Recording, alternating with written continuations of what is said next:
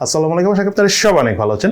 অ্যাপলের iOS 16 আপডেটের সবচাইতে special যে ফিচারটা আমার কাছে মনে হচ্ছে সেটা হলো আপনি আপনার মোবাইল দিয়ে তোলা ছবিকেই সাথে সাথে সিলেক্ট করে ব্যাকগ্রাউন্ড রিমুভ করে আপনি কাউকে সেন্ড করতে পারেন, অথবা আপনি চাইলে আপনার ইম্পর্টেন্ট প্রেজেন্টেশন থাকতে পারে, পাওয়ার পয়েন্ট স্লাইড থাকতে পারে, নোটস থাকতে পারে, সেখানেও সেই ছবিটা ইউজ করতে পারবেন, যেটা আমার কাছে খুবই ভালো লেগেছে। দেন আজকের ভিডিওতে মেইনলি আমি iOS 16 এর আপডেট আসার পর অনেক নতুন নতুন ফিচার অ্যাড হয়েছে, বাট এর মধ্যে 6টা ইম্পর্টেন্ট ফিচার রয়েছে যেগুলো সবার কাছে ভালো লাগবে। ইভেন এই 6টা ফিচারের কারণে অ্যাপলের ইউজ করতে যে নতুন নতুন একটা ফিল পাচ্ছে। যেহেতু আমরা অনেক বছর ধরে আইফোন ইউজ করি, সহজে খুব একটা আপডেট হয় না, বাট এইবার iOS-এর এই 16 আপডেটটা অনেক ম্যাসিভ আপডেট না হলো ছোট ছোট যে আপডেটগুলো হয়েছে খুবই ইন্টারেস্টিং লেগেছে, খুবই ভালো লেগেছে। সো আজকের ভিডিওতে এই 6টা মেজর আপডেট যেগুলো আমাদের কাছে ভালো লেগেছে, 6টা যে মেজর ফিচার আমাদের কাছে ভালো লেগেছে সেগুলো নিয়ে কথা বলবো। সো চলুন তাহলে দেরি না করে শুরু করা যাক।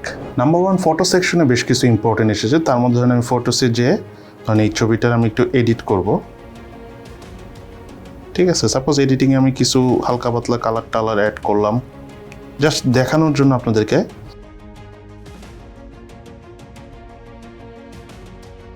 এখন এটা আমি ডান করলাম। দেন আমি এই যে কালার ইফেক্টটা দিলাম, এই ইফেক্টটা ডাইরেক্ট কপি করতে পারবো হলো এই যে কপি এডিটস। এটা কপি করে ধরেন আরেকটা ছবিতে আমি এইখানে ওই কালার ইফেক্টটা বসিয়ে দিব। কি করবো, যে পেস্ট এডিটস দিব, দেখছেন অটোমেটিক সে কালার এডিট করাটা এখানে বসে গিয়েছে। দেন সব থেকে বড় আরেকটা ইন্টারেস্টিং বিষয় হলো আপনি ধরেন এই ছবিটা সিলেক্ট করলেন, ঠিক আছে, দেন কপি করলেন, অথবা আপনি ধরেন সিলেক্ট করে নোটস ওপেন করলাম, এখানে ব্যাকগ্রাউন্ড কিন্তু রিমুভ হয়ে গেছে, আমি নোটসে সেন্ড করতে পারবো। অথবা আমি চাইলে আরেকটা অপশন হলো এখান থেকে আবার সিলেক্ট করব, কপি দিব, দেন আমি চাইলে মেসেঞ্জারেও কাউকে মেসেজ করতে পারবো। সাপোজ ধরেন আপনি যে মেসেঞ্জারে যে পেস্ট করে দিব, দেখেছেন, এই যে আমি এখন সেন্ডও করে দিতে পারবো। ব্যাকগ্রাউন্ড কিন্তু রিমুভ হয়ে গিয়েছে, কারণ অরিজিনাল ছবি কিন্তু এরকম ছিল। এটা খুবই ইন্টারেস্টিং একটা বিষয়। আপনি এখান থেকে ছবি নিয়ে ডাইরেক্ট ধরেন নোটসে অ্যাপ্লাই করতে পারবেন, পাওয়ার পয়েন্ট স্লাইডে অ্যাপ্লাই করতে পারবেন, এনিওয়্যার আপনি অনেককে সেন্ডও করতে পারবেন, ফেসবুক হোক, ভাইবার হোক, হোয়াটসঅ্যাপ হোক, সব জায়গায় সেন্ড করতে পারবেন, ইভেন ব্যাকগ্রাউন্ড রিমুভ করে। এখানে 2জন আছে, আমি আর স্যাম, আপনারা চাইলে শুধু একজনকেও সিলেক্ট করে পাঠাতে পারবেন। দেন এইবার অ্যাপল যেটা করেছে তাদের iOS 16 আপডেটে, সেটা হলো তারা অনেকগুলো ওয়ালপেপার নিয়ে এসেছে, ঠিক আছে। এই যেরকম অনেকগুলো ওয়ালপেপার আছে, নর্মালি এত ওয়ালপেপার কিন্তু নর্মালি আমরা দেখি না। এখন আমি এই ছবিটা যে সিলেক্ট করেছি, এটা আমি অনেকগুলো কালার দিতে পারবো স্লাইটলি, কিন্তু ফোরগ্রাউন্ড এবং ব্যাকগ্রাউন্ডও কিছুটা হলো কালার চেঞ্জ হচ্ছে। প্রায় 5টা-6টার মতো কালার অপশন রয়েছে আর কি। দেন আপনি আরও একটা কাজ করতে পারবেন, উইডগেট অ্যাড করতে পারবেন। দেন আপনি চাইলে যে টাইম বারটা রয়েছে এটাতে একটু চেঞ্জ আনতে পারবেন। অনেক রকমের ফন্ট স্টাইল রয়েছে, যেটা আপনার ভালো লাগে সেটা দিতে পারেন, ঠিক আছে। সো এই হলো জিনিস। এটা যদি এখন আপনি সেভ করেন, দেন আপনার মোবাইলে ওয়ালপেপার হিসেবে সেভ হয়ে যাবে।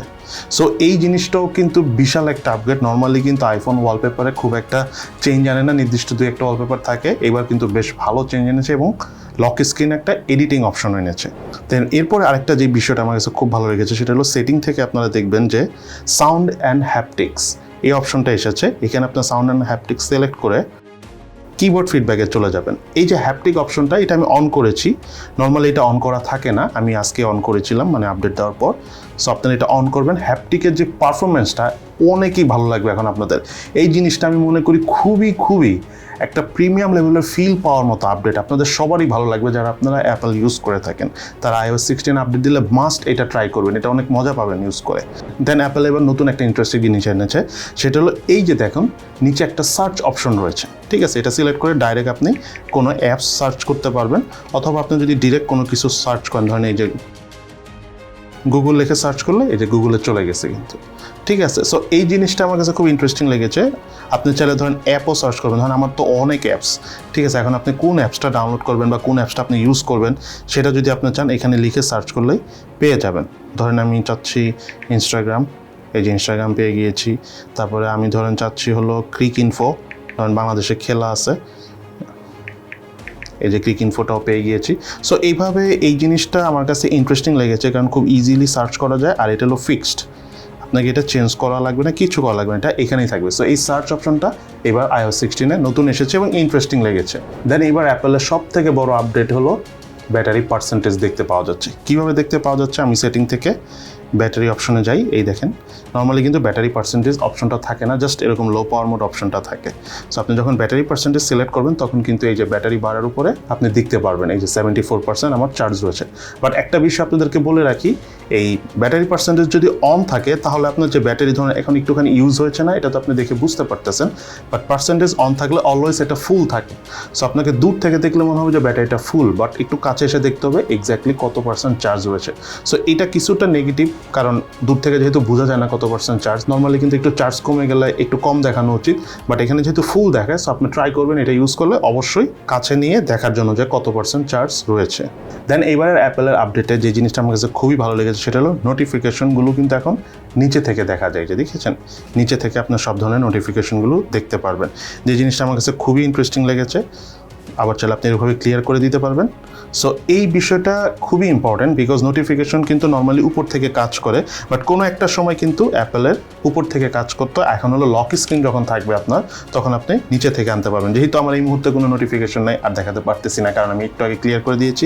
বাট এই আপডেটটা অনেক আগে যে অ্যাপেলের ফিলটা ছিল, স্পেশালি আইফোন 6s বা আইফোন এক্সের শুরুর দিকেও আমরা এটা দেখেছিলাম, ওই জিনিসটা আবার নতুন করে নিয়ে এসেছে এবং ওই ফিলটা আবার আমরা নতুন করে পাচ্ছি। স্পেশালি যারা ওল্ড আইফোন ইউজার রয়েছেন আমাদের মতো, তাদের কাছে এই ফিচারটা অনেকই কমফোর্টেবল, অনেক ভালো লাগবে। এবং সর্বশেষ একটা কথা বলে রাখি, এই iOS 16 আপডেটের পর অনেকেরই ব্যাটারি ড্রেনিং প্রবলেম দেখা দিচ্ছে, আবার অনেকের এই ধরনের কোনো প্রবলেম হচ্ছে না। যেমন আইফোন 11 সিরিজের আমরা খুব একটা কমপ্লেন্ট পাইনি ব্যাটারি ড্রেনিংয়ের, বাট আইফোন 13, 12-এর কিন্তু আমরা কমপ্লেনটা পাচ্ছি। এটা নিয়ে আপনারা চিন্তিত হবেন না, কারণ আইফোনের সব থেকে বড় সুবিধা, অ্যাপেলের সব থেকে বড় সুবিধা হলো তাদের ফোনের সংখ্যা খুবই কম। সো কোনো একটা প্রবলেম হলে তারা 2-1 দিনের মধ্যে আপডেট নিয়ে আসে।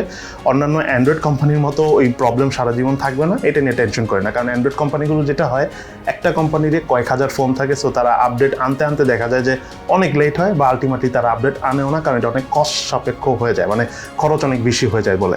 কিন্তু অ্যাপেলের যে টুকটাক ব্যাটারি ড্রেনিং প্রবলেমটা আপনারা পাচ্ছেন, বা খুব দ্রুত আপনাদের মনে হতে পারে ফোন হিট হয়ে যাচ্ছে, এগুলো সলভ হয়ে যাবে, হয়তো বা সপ্তাহখানেক সময় লাগবে বেশির থেকে বেশি।